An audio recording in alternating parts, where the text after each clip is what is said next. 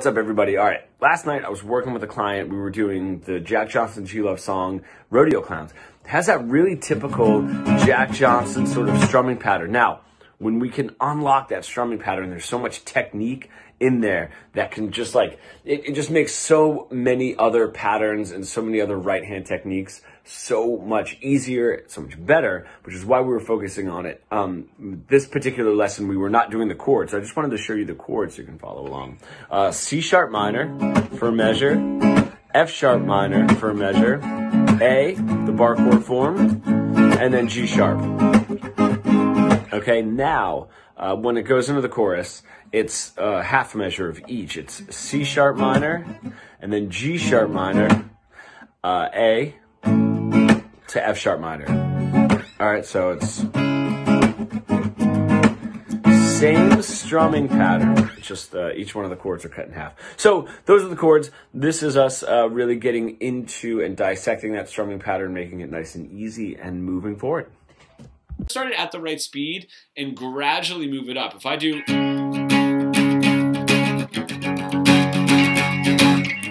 right, there's nothing holding it. But if I can add those percussive hits and we can get that up and down, now it turns into this. The percussive hits regulate that strumming pattern. They're almost putting a stake in the ground, saying like we're not going any faster now.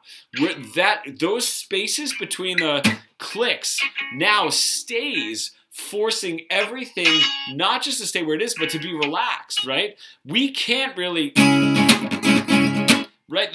That's so much aggression for where the song is going that we need to be relaxed with it. Now, what we're gonna have to do is get used to this. That hit, you're striking with the pick, and you're gonna immediately turn in. It's not, if you watch my hand, it's not drastically different from what I'm doing, right? So if I do, I'm just coming right down on the strings. Now I'm floating over, right? If I can turn here, I'm floating over the strings, right? All I'm doing is closing in by I'm turning my wrist in, and I want to land. My ending goal is to land with that part of my hand on the strings. But how it's not going to happen is we don't need to dig and drill into it. We can stay relaxed. Because it's going to pop no matter what. It's going to give us percussion no matter what we do with it, so we don't need to slam it down. Now, let's try this though. Before we even get into the strumming pattern, let's just do... Let's see if we can get those to feel similar. We don't want them to feel wildly different. Right? Now a down, up, down. Or I'm sorry, down, down, up, down. Is what and the last down is going to be the, yeah. Or let's change it. Let's do down, up, click. Don't rush it though. Don't rush it. Be really smooth and really relaxed with it. And then just do a down, up. Nice and easy. That's it. Down, click. Down, click. Down, click. Down. It's going to be nice and easy. We're not rushing it. We're going to stay really loose. We're going to stay really relaxed. What's really going to get that click is it's a lot more of a drive. It's almost like a swoosh with your wrist. It's not going to come from this, right? It's not going to come from a hard wrist motion. It's way more. It's almost like more. Yeah, like exactly like that. It's almost more relaxed than the strumming itself. It's almost like the strike down sort of happens mid-arm, but your wrist remains a little bit looser. It's like dribbling almost, right? When we go down for it, we're super loose, and then once we hit it, we just sort of tighten up. It's like letting go of a basketball, and then when it comes back is when we actually make the contact with it. But we want to let it go.